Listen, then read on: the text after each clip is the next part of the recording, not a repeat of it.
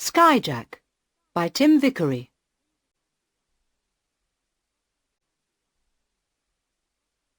Chapter 1. The air hostess smiled. "Welcome aboard, sir. Would you like a newspaper?" "Yes, please." Carl took the newspaper and looked at his ticket. "I'm in seat 5F. Where's that?" "It's near the front of the plane, sir. On the left, there. By the window." "I see. Thank you very much." Carl smiled back at the air hostess. She was young and pretty. Just like my daughter, he thought. He put his bag under his seat and sat down. His friend Harold sat beside him. They watched the other passengers coming onto the plane. Harold looked at his watch. 9:30 p.m., he said. "Good. We're on time." Carl agreed. "And in 3 hours we'll be home," he said. "That's good. We've been away for a long time." "You'll be pleased to see your family, won't you, Harold?" Harold smiled. "Yes, I will. Have you seen this, sir?" He opened his bag and took out 2 small planes. "These are for my sons. I always bring something back for them." "How old are your sons?" Carl asked. 5 and almost 7. The older one has a birthday tomorrow." "He'll be very excited tonight, then." "Yes. I hope he gets some sleep." The plane took off. Carl watched the lights of the airport grow smaller below them. Then the plane flew above the clouds, and he could see the moon and the stars in the night sky. He lay back in his seat and closed his eyes.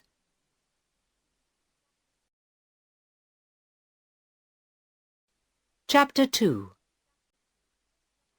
Later he woke up. Harold was asleep. Carl looked at his watch. It was midnight. He called the air hostess. "Excuse me, what time do we arrive?" 11:30 p.m. local time, sir. That's about half an hour from now." "Thank you." Carl changed the time on his watch. "Anything else, sir?" "No, I don't think so. Oh, wait a minute. Could I have a cup of coffee, please?" "Yes, of course, sir." He watched her bring the coffee. "She walks like my daughter, too," he thought. "And she is very young. She looks nervous, not sure what to do." "How long have you been an air hostess?" he asked. She smiled. 3 months, sir," she said. "Do you like it?" "Yes, I love it. It's very exciting." She smiled nervously. "Will that be all, sir?" "Yes, thank you." "Have a nice flight." He drank the coffee and started to read his newspaper. When Harold woke up, Carl showed him a page in the paper. "Look, there you are," he said. He pointed to a picture. In the middle of the picture stood Carl himself, a short, thin man with grey hair, wearing a suit. Behind him on the left was Harold, a tall, strong young man, like a sportsman. Both men were smiling. "That's you and me outside the embassy," said Carl. "We're in the news again. You can show it to your sons. You're a famous man, Harold." Harold laughed. "You're the famous man, sir, not me," he said. "I'm just a police officer. It's my job to take care of you. That's a photo of you, not me." "Perhaps. But your children think that you're a famous man, I'm sure. Here, take it and show it to them." "Okay, thanks." Harold smiled and put the newspaper in his coat pocket. "I think I'll have a cup of coffee too." He called for the air hostess, but she did not come. Harold looked surprised. "What's the matter?" Carl asked. "The air hostess," Harold said. "She's sitting down talking to those two men." Carl looked up and saw the young air hostess. She was sitting in a seat at the front of the plane with two young men. They looked worried and nervous. Suddenly, one of the young men picked up a bag and walked into the pilot's cabin. The other man and the air hostess followed him. "That's strange," said Carl. "What are they doing?" "I don't know. It's very strange," said Harold. "I don't like it at all." He began to get out of his seat, but then stopped and sat down again. For 1 or 2 minutes nothing happened. None of the other passengers moved or spoke. They had seen the young men too. It became very quiet in the plane. A bell rang, and for a moment they could hear two voices arguing. Then the pilot spoke. "Ladies and gentlemen, this is the captain speaking. Please do not be afraid. There is a change of plan. We have to land at another airport before we finish our journey. There's no danger. We will land in 15 minutes. Please stay in your seats and keep calm. Thank you." Then the air hostess came out of the cabin. She looked very different now because she had a machine gun in her hand. She stood at the front of the plane and watched the passengers carefully. Chapter 3. "Here we are, madam." The big black car stopped, and a police officer opened the back door. "Thank you." Helen Sandberg smiled at him as she got out. Another police officer opened the front door of her house. Inside the house it was quiet. Her daughter was reading. She put the book down. "Hello, Mummy. You're late. You said you'd be home by 10 o'clock. I wanted to talk to you about my homework, remember?" Helen sat down. "I'm sorry, Sarah.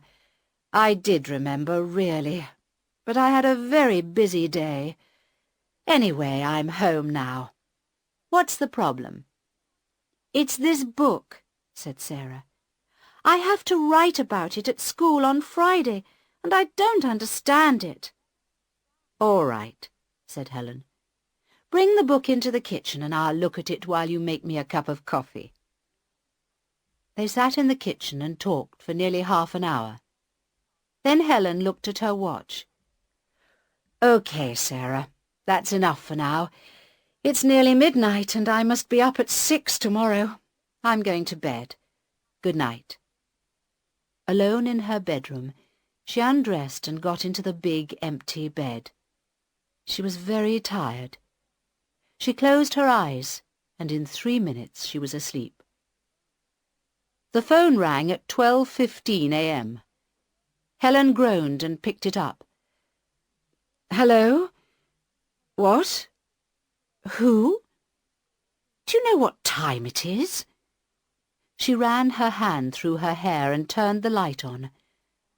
"What, now? I don't believe it. Are you sure?" The voice on the telephone explained carefully. Helen groaned again and sat up.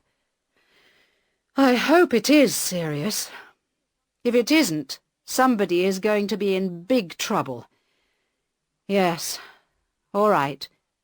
Send the car in 15 minutes, then. And bring me some coffee. Goodbye." She put the phone down and got out of bed. Outside the window she could hear a strong wind blowing. 20 minutes later she was sitting in the back of her big black car, drinking a cup of coffee and talking to the chief of airport police on the car telephone. It was raining heavily. Chapter 4. Carl looked out of the plane window. It was very dark and rainy. It was a small airport with only 1 or 2 other planes. But there were 3 police cars near the airport building.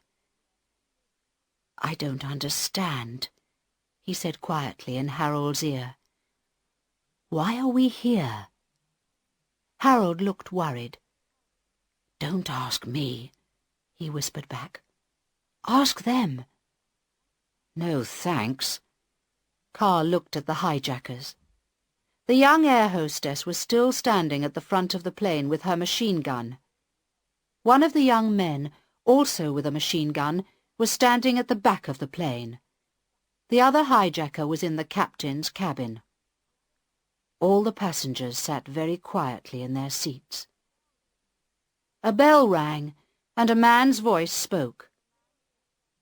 "Ladies and gentlemen, listen to me. This is the People's Liberation Army.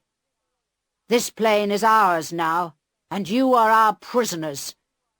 We do not want to hurt you, but as you can see, we have our guns and we know how to shoot. So please, sit quietly in your seats and do what we say. We will be here for 1 or 2 hours. The government of this country has 2 of our brothers in a prison near this airport. We are asking the government to bring our 2 brothers to this plane. When our brothers are free, you will be free. We think this will take 1 or 2 hours, but not very long. As you know, the Prime Minister of this country is only a woman. She will do what we say. So do not worry. Just sit very still and wait a little while. Good night." Carl looked at Harold. "Oh dear," he whispered. "I think we're in trouble, my young friend. Big trouble." Harold agreed. "We certainly are. The government won't set those 2 men free. They tried to put a bomb on a plane last year, didn't they, sir? They're in prison for 30 years. "I know," Carl whispered. "No one could set them free. So what about us?" "What about you, you mean?" whispered Harold. "I'm not important. Look, sir, you'd better give me your passport." "What? Why?" "Shh." Harold put his hand on the older man's arm and stopped talking. Carl looked up and saw the young air hostess staring at them. Her machine gun was pointing at them too. He stopped talking and looked out of the window. After a few minutes, she stopped watching them. "Give me the passport, sir," Harold whispered very quietly. Very slowly and carefully, Carl took it out of his pocket and gave it to him. There was still some coffee in Carl's cup. Very carefully, Harold put the passport on his tray and poured the coffee onto it. When the passport was very wet, he tore it slowly into little pieces. He was a strong young man, and because the passport was wet, it did not make a sound. Then one by one, he put the pieces of wet paper into his mouth and ate them. In 10 minutes, the passport had disappeared. "I don't understand," whispered Carl. "Why did you do that?" "You'll see," whispered Harold. "But when they ask questions, let me answer, sir, okay? You say nothing." "Okay." Carl looked away out of the window. A large black car was just driving up to the airport building. Chapter 5. The black car stopped outside the airport building and a police officer opened the door. Helen Sandberg got out and went quickly inside. Upstairs in the control room, the Chief of Airport Police, Inspector Home, was waiting with a soldier. Helen's secretary, Michael, was there too. "Good evening, Prime Minister," said Inspector Home. "This is Colonel Carter. of the Special Commando Section. Good evening, Colonel. Helen shook hands with the soldier and looked at him. He was a thin, tough-looking man, about 40 years old, with a brown face. His hand was hard and strong. I hope you know your job, she thought. I may need you. She looked out of the window. There was a large plane on the tarmac about 200 meters away. All its lights were on. Is that the plane? She asked. That's it, Prime Minister. Right. Give me the facts. How many people are on it? Inspector Holmes answered. 108 passengers, 5 crew. What nationalities are they? There are 29 Americans, 15 British, 2 Brazilians, 2 Indians and 1 Chinese. The others are from this country. I see. There are a lot of Americans and British then, said Helen quietly. That means trouble. Yes, Prime Minister, answered Michael. I'm afraid their ambassadors are on their way here now. Helen smiled at him quickly. He was a good secretary. He usually knew what she was thinking. Both the American ambassador and the British ambassador were difficult people. She turned back to Inspector Holmes. Tell me about the hijackers. What do they want? We don't know how many hijackers there are, Prime Minister. But they have guns, we know that. They say they are from the People's Liberation Army, and they want 3 things. Inspector Holmes paused and looked down at her. He was a very tall man, and he looked very important in his uniform. Helen didn't like him much. Yes, well, what 3 things? She asked quickly. Firstly, they say we must set free their 2 brothers from prison. You remember, Prime Minister, 2 men tried to put a bomb on a plane last year. They are in prison near here. I remember, Helen answered softly. They're in prison for 30 years, aren't they? I think so. Something like that. The man paused. Secondly, they say we must refuel the plane because they want to fly to another country. Thirdly, they say we must put this in all our newspapers. It says they are fighting for freedom for their people. They are freedom fighters. They want to liberate their people. He gave her a sheet of paper. Helen put it on the table. She did not read it. And what about the passengers? She asked. When will the hijackers set them free? They say they will set most of the passengers free when their brothers are on the plane. But they want 10 passengers to fly away with them. They will set them free when they arrive. I see. There's one other thing, Prime Minister. Colonel Carter spoke for the first time. His voice was very quiet, almost gentle. They say we must bring the prisoners to the airport in 2 hours. If not, they will kill a passenger. They said this 1 hour ago. So we have 1 hour left? That's right, Prime Minister. Just 1 hour. Then they will kill the first passenger. I see.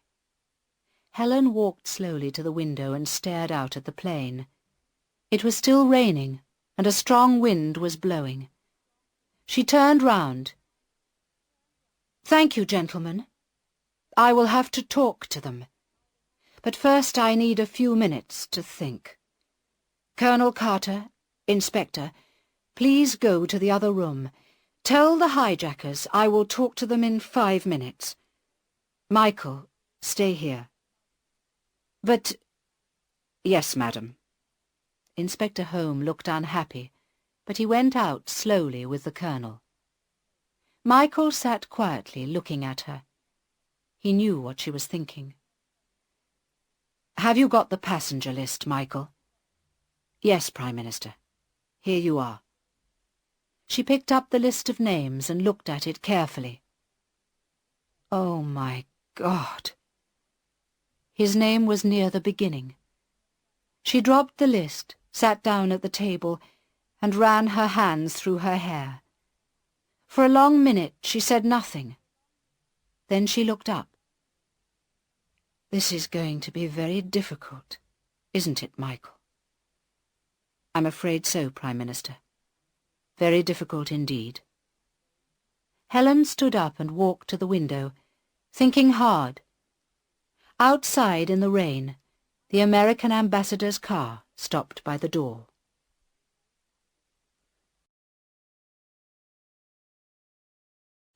Chapter 6. Carl looked through the window and watched the cars arrive at the airport building. There were a lot of cars now and a lot of lights in the building. Inside the plane it was hot and quiet. There was nothing to do. He remembered other times when he had been in a plane at night with his wife and daughter. That had been fun, because they were excited and going on holiday. His daughter had always asked lots of questions in the plane. Now no one said anything at all. Carl sat and thought, and felt his face becoming wet with sweat. "Your passports, please." "What?" He turned suddenly. One of the hijackers, a young man in a black shirt, was just behind them. He had a bag in his hand, and he was taking everyone's passports and putting them in it. "Why—" "Be quiet," Harold whispered. "Let me talk, sir. Remember?" "Your passports, please." The young man stood by their seats. "Here you are." Harold gave the man his passport. "Thank you. And his?" "He has no passport. I am a police officer, and he is my prisoner. I am taking him to prison in my country." "I see." The young man looked at them both in surprise. "Stand up, you." Carl stood up, and the young man searched his pockets, but he found nothing.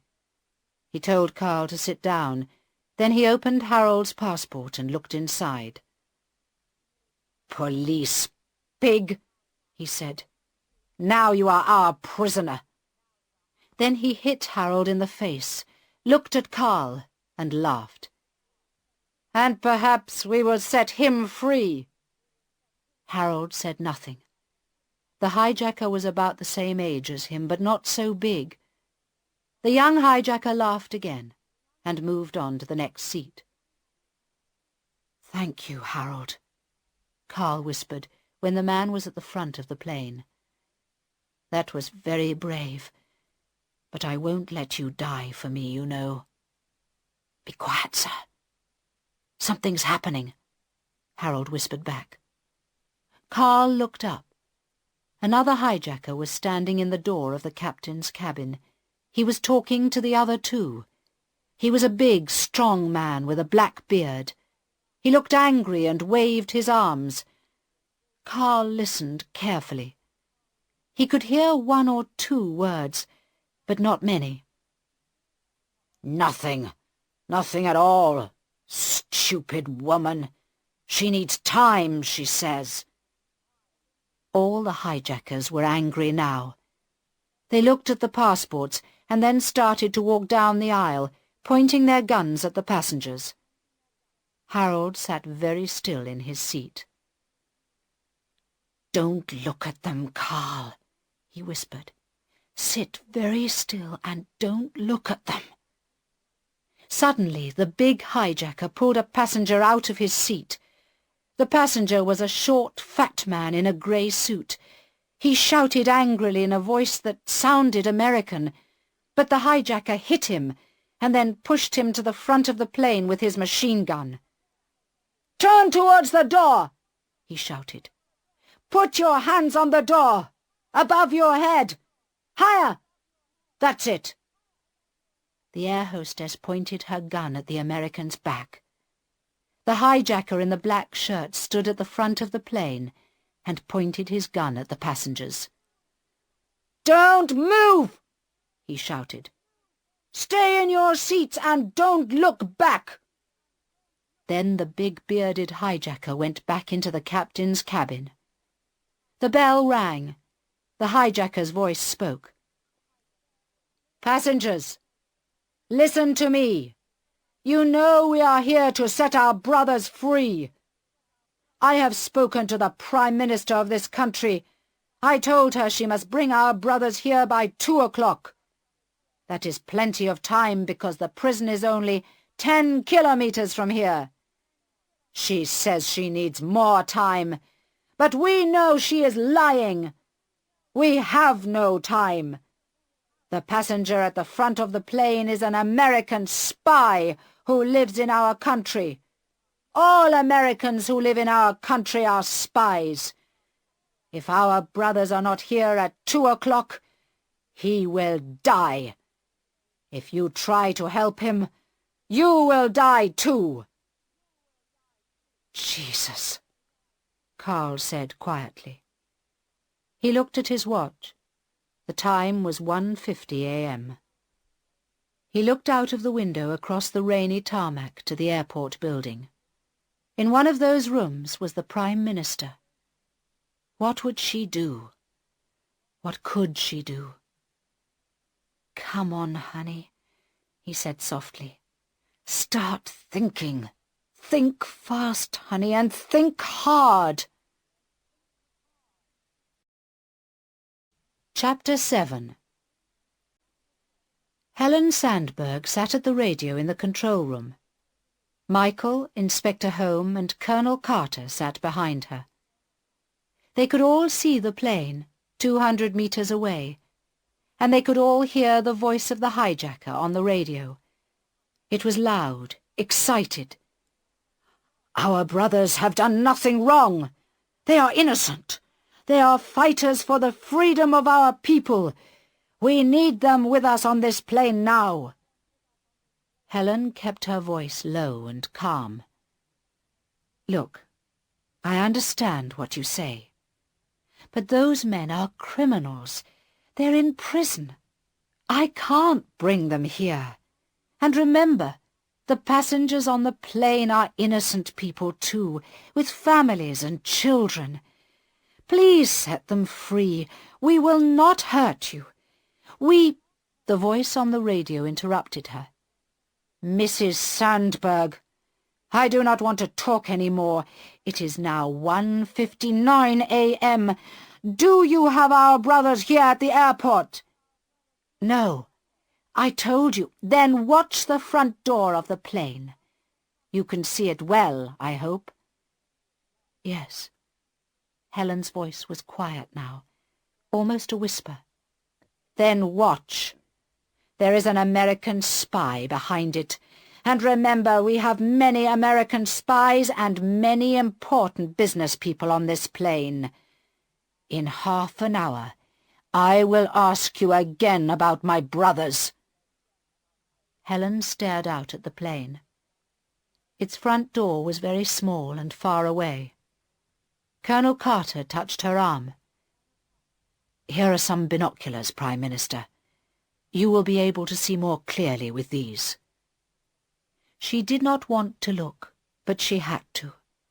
She had decided not to free the prisoners, so now she had to see what happened to the passengers. She picked up the binoculars and stared at the front door of the plane. The door opened slowly. There were no steps outside the door, so it was about 4 meters above the ground. Standing in the door was a short, fat man, his hands above his head. His face was white, and he looked very frightened. Then he jumped, but as he jumped, a girl came to the door and shot him. Some bullets hit him in the air, and more bullets hit him as he lay on the ground.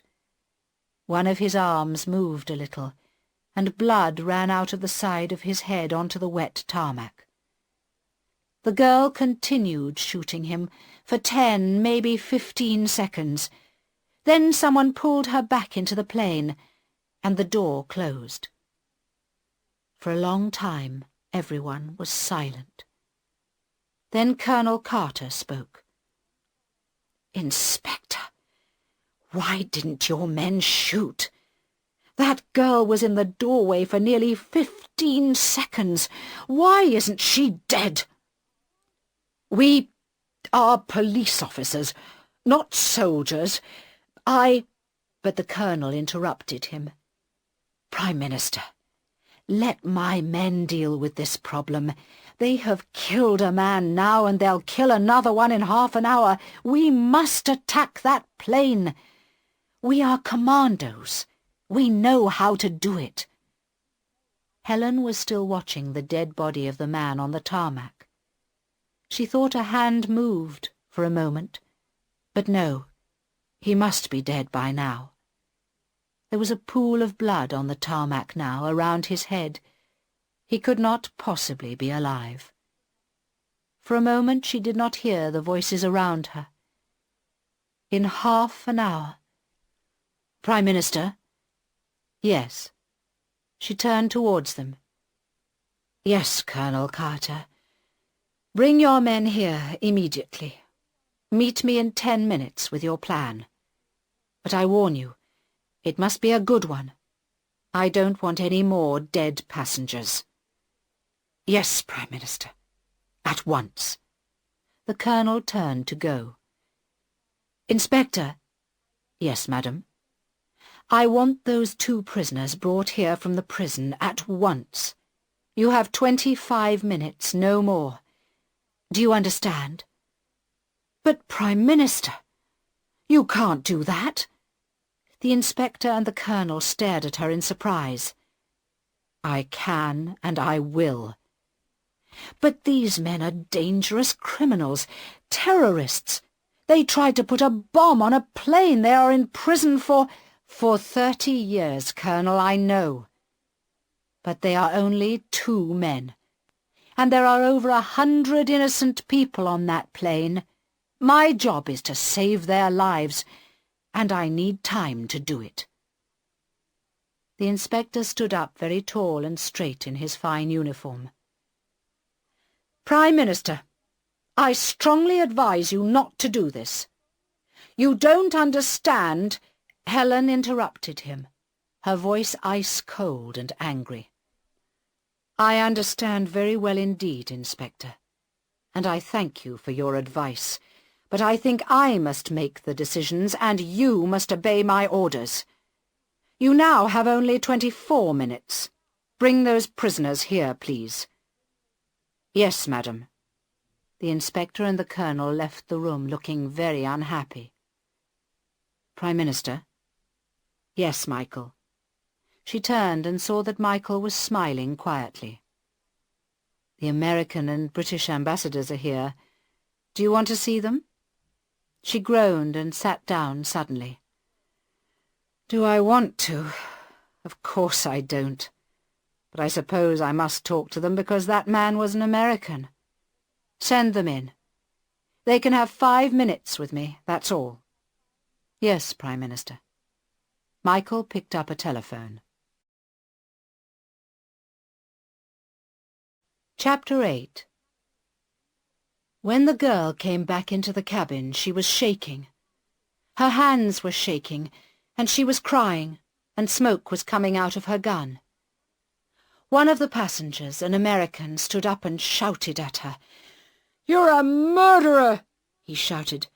"You're a dirty, murdering She turned and pointed the gun at him and fired. The man sat down in his seat, and the bullets went above the seats, all along the plane and out through the roof. After 10 seconds, the girl stopped firing and shouted, "You shut up! You shut up and sit down, or I'll kill you all! I am a soldier of the People's Liberation Army, and I'll kill you, all of you!" But she was crying too, and the young man in the black shirt put his arm around her and held her. She leaned against him, crying, and he whispered something in her ear. It was then that Harold moved. He got out of his seat, bent low, and ran very fast along the aisle towards the front of the plane. The young man and the girl did not see him coming, and he caught them both around their legs and knocked them onto the floor. Harold fell on top of them, and he tried to take one of the guns, but the girl pulled his hair and the young man held his arms. Then the bearded man came out of the captain's cabin and hit Harold hard on the head with his gun. Harold fell on the floor and lay still. The bearded man pointed his gun at the passengers and shouted, "Sit still!" very loud indeed. None of the passengers had moved except Carl, and he was too slow. He stood very still in the middle of the aisle, 5 meters away from the bearded man's gun. The other 2 hijackers were still on the floor, and Carl saw the captain move in the cabin behind the bearded man. But the young man in the black shirt saw him too, and stood up and pointed his gun at the captain. Both Carl and the captain were too late. "I am getting old," Carl thought. "When I was young, I could move as fast as Harold, but not now." Carl sat down in his seat very slowly. The bearded man watched him all the time. He pushed Harold with his foot. "Search him," he said to the girl. "Then handcuff him to the door. He will be the next one." The girl pulled Harold to the door. She found some handcuffs in his pocket and handcuffed him to the door. Then she searched his other pockets. In one of his pockets she found a newspaper.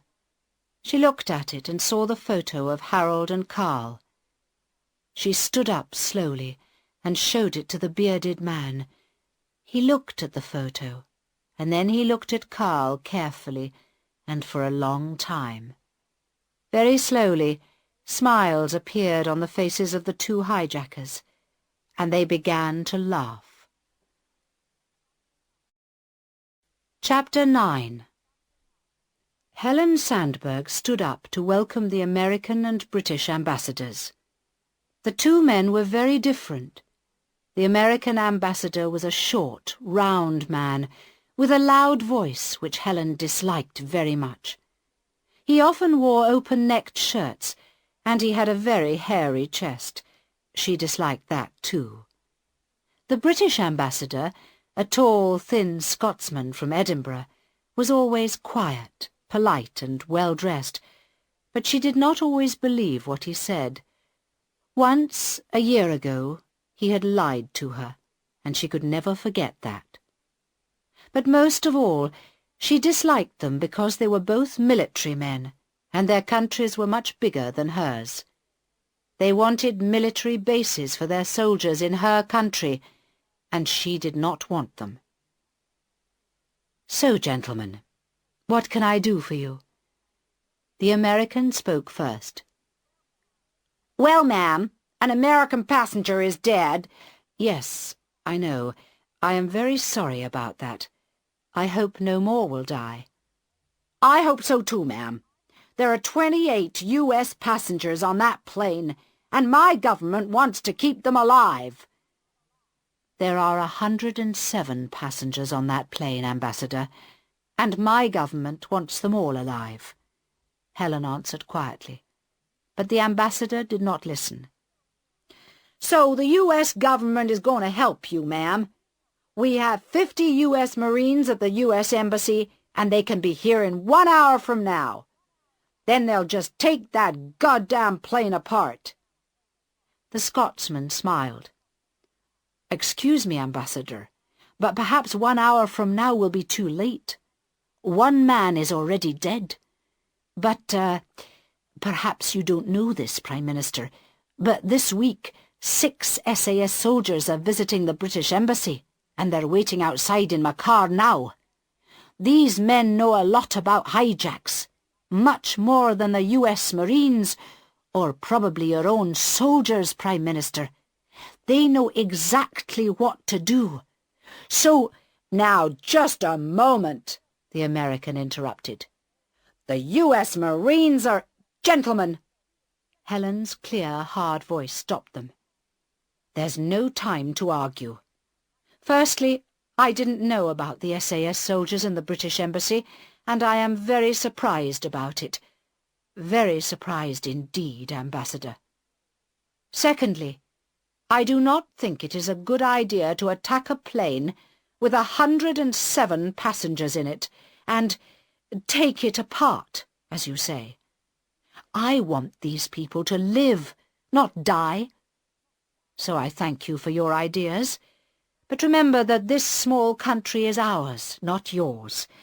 We will manage this problem in our own way, with our own people. Thank you very much. Now you must excuse me. I am busy. At the door, the Scotsman turned back. Prime Minister, I know you want to save lives, he said. I understand that. But these hijackers must not go free. My government does not want that. No government in the world wants that. I know that, Ambassador, Helen answered quietly. I know that very well. As they went out, the phone rang.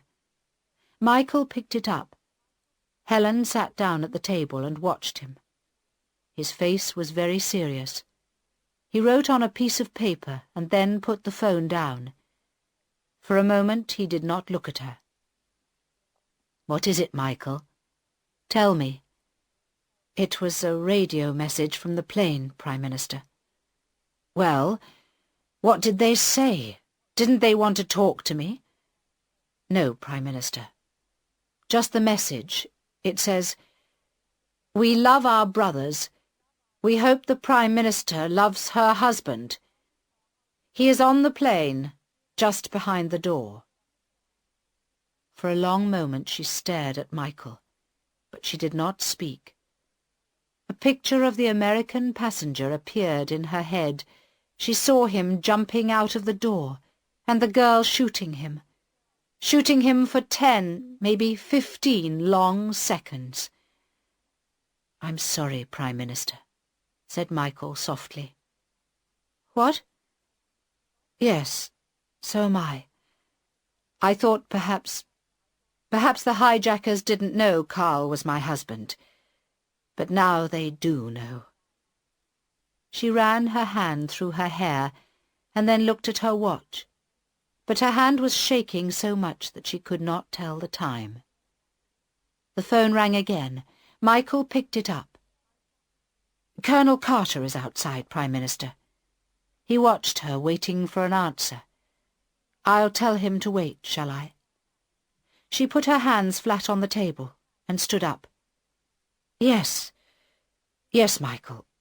Tell him to wait 2 minutes, that's all." She walked to the window and stared out at the plane. She pressed her forehead against the cool glass, and for 2 minutes she did not move. Then she turned round and smiled at Michael. "Let's just hope Colonel Carter's plan is a good one, shall we? Show him in." Chapter 10. In the plane, Carl and Harold sat on the floor by the door. They were handcuffed together with Harold's handcuffs. The girl hijacker stood watching them with her gun. The bearded man was in the captain's cabin, and the young man in the black shirt was watching the other passengers. Harold touched his head with his hand. There was blood in his hair. "How do you feel, my young friend?" Carl asked. "It hurts," Harold answered. "And I can't see well." "This man needs a doctor," Carl said to the girl angrily. She laughed. "That's your wife's problem, not mine," she said. "If our brothers come, he will get a doctor. If they don't come, he won't need one." She pointed her gun at Harold's head and laughed again. She wasn't at all nervous now. Carl felt angry. He was angry with the hijackers, and he was angry with himself, because he had not moved fast enough to help Harold. It was good to be angry. When he was angry, he did not feel so afraid. "How old are you?" he asked the girl. She did not answer. "I asked you a question," he said. "How old are you? 18? 19? You're not very old, really, are you? You're just a child." The girl's face went red. "I'm 20, she said angrily. "I'm not a child." "You look like a child," Carl said. "You're only 2 years older than my daughter. Why are you doing this?" The girl laughed. She didn't look at his eyes. "Why? You wouldn't understand." "I don't think you understand what you're doing," Carl said. "None of the people in this plane has hurt you. We are all innocent. That man you killed, he wasn't a spy. He was just an American businessman. You've never seen any of us before. Why do you want to kill us?" The girl looked worried and angry. She pointed the gun straight at Carl's head. "I don't want to kill you," she said. "I want your government, your wife, to set our brothers free." "Yes, I know," said Carl carefully. He watched the gun and the girl's face, but he was not really afraid because he was still angry. He argued with the girl as though he was arguing with his daughter. "But remember what your brothers did. They tried to put a bomb on a plane. They wanted to kill innocent people like us. Why?" "You are not innocent," said the girl. "No one is innocent. People like you and your wife and that American. You have money and power, and you take it from my people, from us. Do you know how I lived when I was a child? 10 people in one room, with no bath, no water, nothing. My parents had no jobs, no passports, no country, nothing. We lived in a town with 10,000 others, but 10 kilometers away there were rich people like you, with big, beautiful houses, fine cars, fine clothes, and they were all innocent people like you. I tell you, no one is innocent." She was shouting now, and nearly crying. There were tears in her eyes. Carl and Harold watched the gun carefully. Poor girl, Carl thought. Poor little murderess. The bearded man came out of the captain's cabin and put his hand on the girl's arm. "Stop it, little flower," he said. "Don't talk to them. That's not your job." Then he hit Carl in the face. "Keep your mouth shut," he said. "Think about your wife instead. Do you see the time? I think she has forgotten you."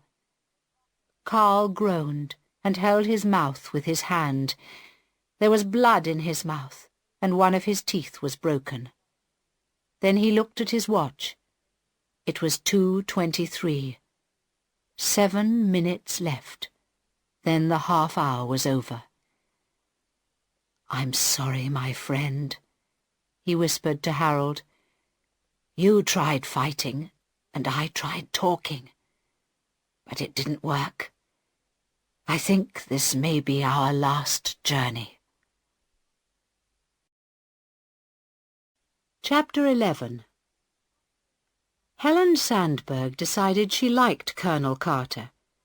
He spoke clearly, he explained his ideas carefully, and he listened to what she said. He did not try to be difficult because she was a woman. Best of all, they had made a plan together. A good plan, she thought. It could really work. Perhaps. She looked at her watch. 2:23. "Right, Colonel. Get your men ready. I'll send the first prisoner down to you when they arrive. But where are they? Michael, have they arrived yet?" "No, Prime Minister. Not yet." "Then where the hell are they? Can you get Inspector home on the car radio?" "They're trying, Prime Minister." Michael spoke into the telephone. Colonel Carter left the room, and Helen walked up and down slowly, watching the clock. 2:24, 2:25, 2:26. They've got him, Prime Minister. He says one of the cars has had an accident in the rain. He thinks he can be here in 10 minutes. Michael looked up. There was no smile on his face at all now. 10 minutes? What's he driving? A police car or a bicycle? Helen banged her fist on the table. We've got 4 minutes left. OK. I want to talk to the hijackers. Get them on the radio. She sat down at the table while Michael called the plane. Colonel Carter came in and stood behind her. A voice came on the radio. Well, Mrs. Sandberg, where are our brothers? They're coming, said Helen. They'll be here in 10 minutes. That is too late. I gave you half an hour. Your husband will die in 4 minutes. Helen pressed her hands flat on the table, so hard that the ends of her fingers went white. Please don't do that, she said. I am sorry, Mrs. Sandberg, but if my brothers are not here in 4 minutes, your husband will die. Don't you want to see your brothers? She asked quickly. I promise you, if you kill my husband, you'll never see them again. There was a pause while no one spoke. Then the radio answered. 4 minutes, Mrs. Sandberg. Helen spoke clearly, slowly and loudly. She filled her voice with all the anger she had in her body. Listen, you murderer. I need just 10 minutes to get your brothers to this airport. Then I will send them to the plane. But if you kill my husband or anyone else, then I promise you that your brothers will die on the tarmac in front of that plane. Is that what you want? Or will you wait 10 minutes? There was another longer pause. Helen stared out into the night. She did not see anything. All right. 10 more minutes. Thank you. Now there is one more thing. The passengers. What about them? You must set them free before I send your brothers to the plane. The voice on the radio laughed. Because you are a woman. Do you think all men are stupid like your husband? Send me our brothers, then refuel the plane, and then I will send you the passengers. No, answered Helen. She looked at Colonel Carter. This is how we will do it. I will send you one of your brothers, and then you must send me the passengers. When we have all the passengers, then we will refuel the plane and send you your other brother. The voice laughed again. Do you think you are buying cheap fish from a child in the market? Send us one brother, then, and we will send you 100 passengers. Refuel the plane and send us the other brother, and we will send you the other passengers. But the pilot and your husband must come with us to another country. We will set them free later. Helen looked at Colonel Carter. There was the beginning of a smile on her face. She could see that he agreed with her. She waited for a moment longer to worry the hijacker. Is it agreed, woman? Or do I kill your husband now? I agree. I will send your first brother to you in 10 minutes.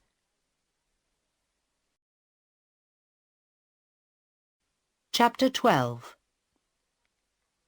Carl felt his broken tooth with his tongue. The door of the captain's cabin was open, and he could see the bearded hijacker sitting inside. He had a long nose and dark hair, and his eyes looked green from the light of the instruments in the dark cabin. He held his gun near his mouth, and touched it gently with his lips as he waited. Carl had heard half of the conversation. 8 of the 10 minutes had gone. Now that he could do nothing, he felt afraid. He could feel his hand in the handcuffs shaking. Harold felt it too, and held Carl's hand with his own. "Don't worry, Mr. Sandberg," Harold whispered. "We'll get out of here." "Perhaps," Carl answered. "And perhaps not. But I don't want these murderers to go free." "Shh," Harold whispered. Carl looked up and saw the girl watching them. Then suddenly the bearded man shouted, "They're coming! Look! Get ready!" The girl went into the captain's cabin. Harold and Carl stood up and looked through a window. They saw 3 men pushing some steps across the tarmac. The men put the steps outside the plane door and then went back again. Then 2 more men came out of the building. They were wearing bright yellow coats because of the rain. One man walked towards the plane. "Come away from the door, quick!"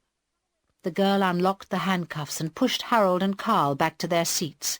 Then she started to open the door. "Wait!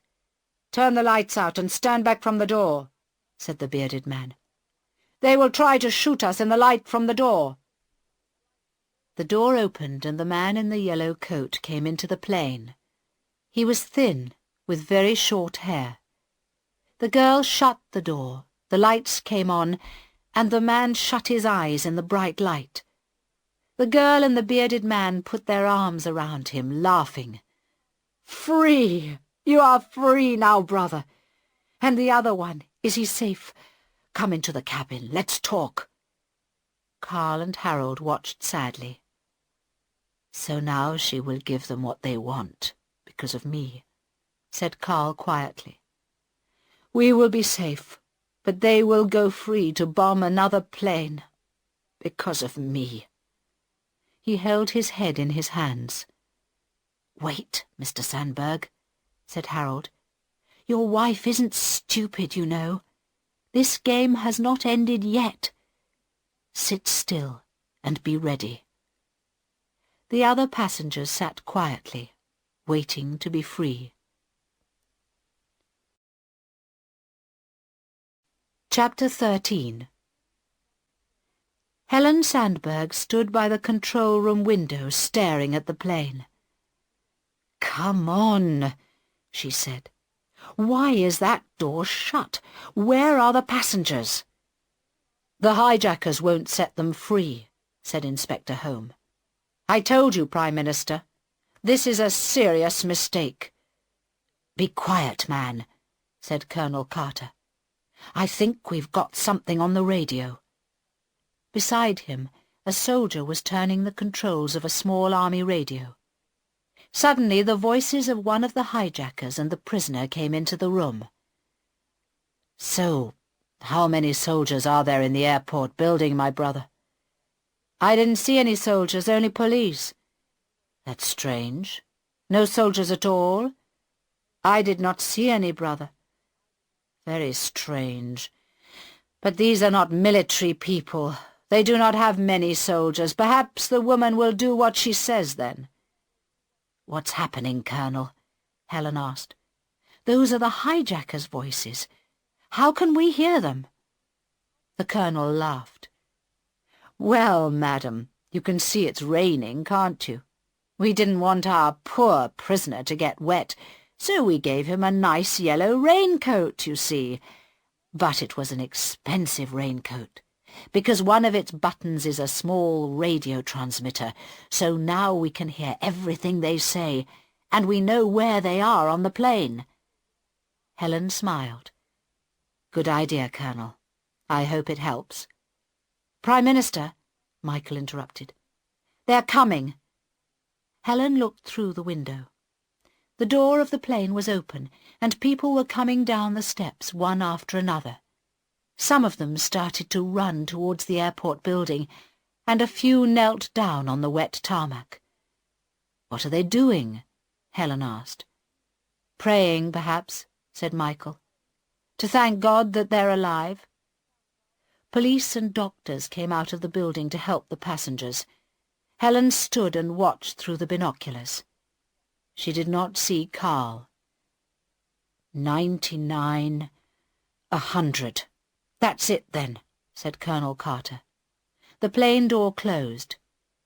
Now we move on to the next step of our plan. Goodbye, Prime Minister.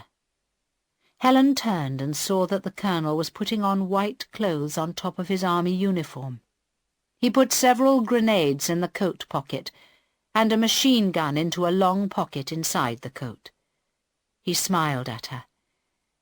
I must help my men refuel the plane. May God go with you, Colonel, she said. Chapter 14. The lights in the plane went out again. There were only 11 of them left now. Carl Sandberg and Harold, 4 crew and 5 Americans. They sat together in the middle of the plane. The girl and the young man in the black shirt watched them.